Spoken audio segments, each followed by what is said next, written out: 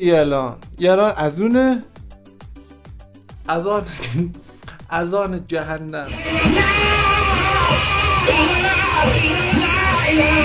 نکیر و منکر از نوع آفریقاییش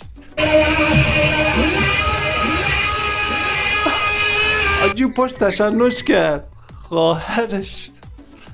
وای چی از رونی بود ناموسن ولمون کن